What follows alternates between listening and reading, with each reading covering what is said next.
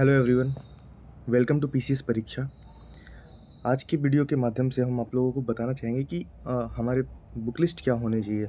अभी हमारा 70th BPSC as per calendar जो 30th ऑफ सितंबर को शेड्यूल्ड है वो होने वाला है। तो उसके लिए हमारे पास बुक लिस्ट क्या क्या होनी चाहिए, क्योंकि अभी हमारे पास तकरीबन अगर देखा जाए तो अराउंड मोर देन 60+ डेज़ हैं हमारे पास। और ये काफ़ी है, सफिशिएंट है आपको प्रीलिम्स क्लियर करने के लिए। तो लेट्स डिस्कस। ज़्यादा वीडियो को लंबा ना करते हुए मैं आपको बता देता हूँ कि बेसिक आपके पास क्या क्या बुक्स होनी चाहिए और उससे पढ़ के आप किस तरह से इस एग्ज़ाम को फॉलो कर सकते हैं, और इस एग्ज़ाम का क्या नेचर किस तरीके से बदल रहा है ये आपको इस वीडियो के माध्यम से समझ में आएगा। तो सबसे पहले हम देखते हैं ज्योग्राफी। तो ज्योग्राफी के लिए सिर्फ़ और सिर्फ आपको एनसीईआरटी पढ़नी है। एनसीईआरटी में दो किताबें आती हैं, जो कि एक इंडिया फिजिकल इन्वायरमेंट है, जो कि इंडियन ज्योग्राफी के बारे में उसमें सारा दिया हुआ है। और दूसरा एक फिज़िकल जो वर्ल्ड ज्योग्राफी के ऊपर है वो किताब है, वो आपको पढ़नी है। 2 किताबें हैं और ज़्यादा मोटी किताबें नहीं है, पतली किताबें। आपको उसको बहुत ध्यान से, बहुत बारीकी से बिटवीन द लाइन्स आपको पढ़ना है, क्योंकि वहाँ से कई सारे इन नंबर ऑफ क्वेश्चंस बनाए जा सकते हैं और जो कि काफ़ी आपको कन्फ्यूज़ किया जा सकता है। पॉलिटी के लिए सबको जिस तरीके से पता होता है कि जो भी सिविल सर्विसेज की प्रिपरेशन स्टार्ट करते हैं, तो पॉलिटी के लिए लक्ष्मीकांत वो आपको पढ़नी ही पड़ेगी। साथ ही साथ अगर आपको क्वेश्चंस प्रैक्टिस करने हैं तो घटना चक्र आप, क्योंकि घटना चक्र करने से क्या होगा कि वहाँ पे प्रीवियस ईयर क्वेश्चंस ना ही सिर्फ बीपीएससी के, उसके साथ साथ यूपीएससी के क्वेश्चंस, यूपी पीसीएस के और अदर पीसीएस के क्वेश्चंस वहाँ पे होते हैं। और उससे आपको एक टॉपिक पे कई सारे क्वेश्चंस की प्रैक्टिस बहुत अच्छे तरीके से हो जाएगी, और वहाँ पे फैक्चुअल जो फैक्ट एरर्स होते हैं आपके, वो होने के चांसेस काफ़ी रिड्यूस हो जाएंगे। तो अगर आप घटना चक्र कर लेते हैं अच्छे से 2 3 4 बार, तो आपके फैक्ट्स गलत होने के चांसेस काफ़ी रिड्यूस हो जाते हैं।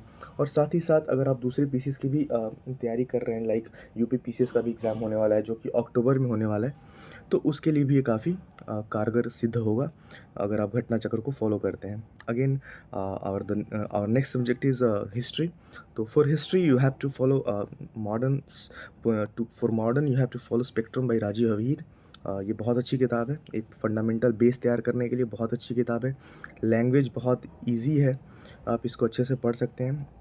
और एंशिएंट एंड मेडिवल के लिए एनसीईआरटी की आती है themes in history, theme 1, theme 2, theme 3, जिसमें थीम 1 जो है वो एंशिएंट है, थीम 2 जो है मॉडर्न है, और थीम 3 जो कि सॉरी, थीम 1 जो है एंशिएंट है, थीम 2 मेडिवल है, एंड थीम 3 मॉडर्न हिस्ट्री है।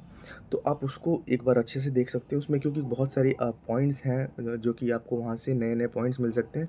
साथ ही साथ एज़ पर माय एक्सपीरियंस मैंने जहाँ तक पढ़ा है, ओनली आईएएस का प्रहार जो इस बार का मैगजीन ये लोग लेकर के आए हैं स्टैटिक के लिए, जिसमें आप एंशिएंट और मेडिवल देख सकते हैं। काफ़ी अच्छे से इन लोगों ने कवर अप किया है, काफ़ी फैक्ट्स को इंक्लूड करने की कोशिश की है, जो कि स्टेट पीसीएस के लिए काफ़ी ज़्यादा इंपॉर्टेंट हो जाता है।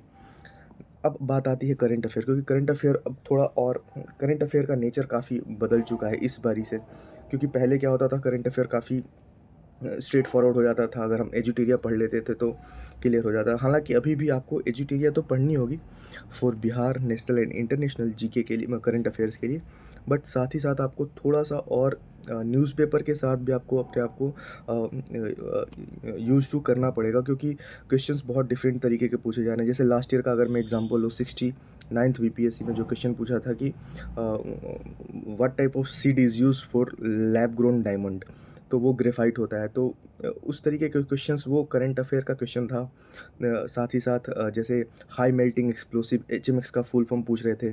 तो ये सारी चीज़ें करंट अफेयर में थी, लेकिन जैसे हम एजुटेरिया वगैरह पढ़ते हैं तो उसमें ये आपको जनरली मिलता नहीं है। तो अगर आप न्यूज़पेपर से अपडेटेड है तो आपको वहाँ पे कहीं ना कहीं ये सारी चीज़ें मिल जाती हैं, और आप फिर उस तरह के क्वेश्चन को ईजिली टैकल आउट कर सकते हैं। अगेन इकोनॉमिक्स की जब बात आती है, तो इसके लिए आपको बेसिक्स तो एनसीईआरटी से ही करने हैं, क्योंकि मॉनेटरी पॉलिसी, फिस्कल पॉलिसी, जो 5 ईयर प्लान है, और इवन वर्ल्ड बैंक से रिलेटेड जो भी टॉपिक्स हैं आपको वहीं से करना होगा।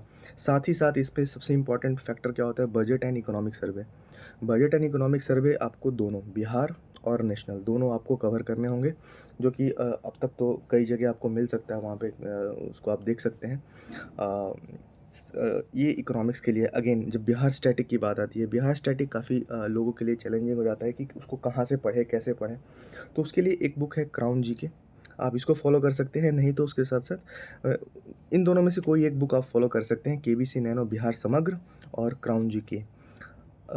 And the next thing is कि आपको नेक्स्ट क्या करना है? नेक्स्ट ये है कि आप इस इन सारे बुक्स के साथ-साथ आपको the most important factor is कि आपको क्या करना है, कैसे अप्रोच करना है प्रीलिम्स की तरफ। तो आपको एनालिसिस करना है प्रीवियस ईयर क्वेश्चन पेपर को। This will help you to understand the trend of questions being asked in the exam.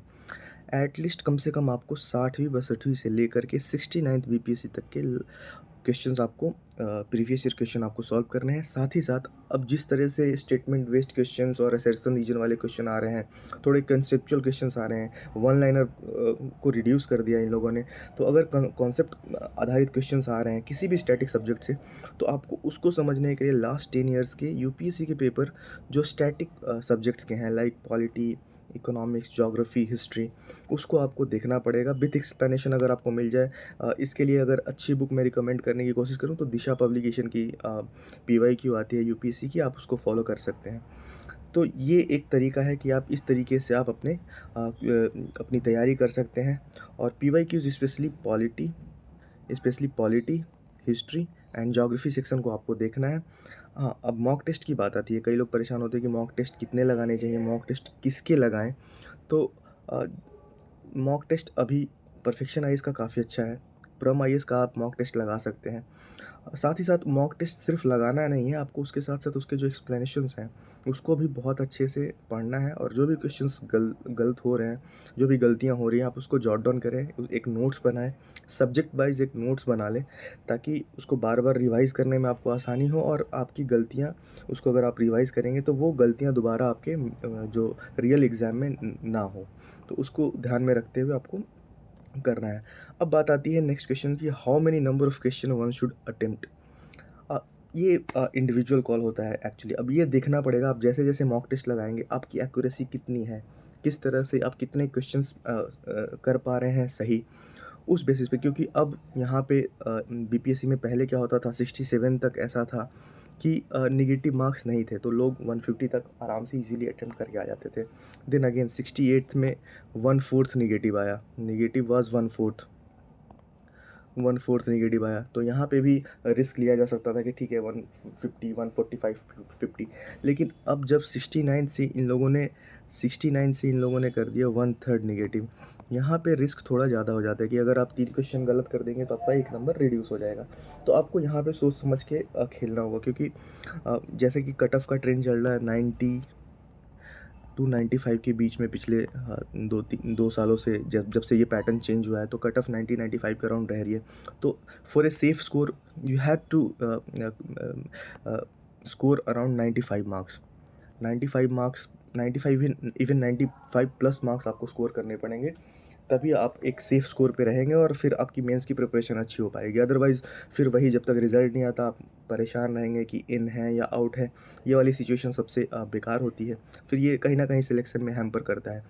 तो आपको ये चीज़ें आप डेवलप कर लेंगे धीरे धीरे जैसे ही आप मॉक टेस्ट लगाना शुरू करेंगे, और उसी आधार पे आपको फिर वहाँ पे मेन एग्ज़ाम में भी अप्रोच करना होगा।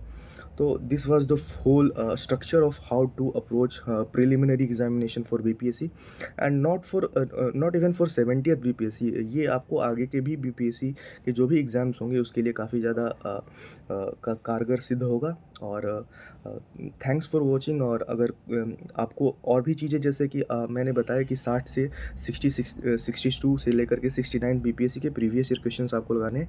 तो ये एक इनिशिएटिव हमने स्टार्ट किया है अपने टेलीग्राम चैनल पे, जिसका लिंक मैं डिस्क्रिप्शन बॉक्स में डाल दूंगा।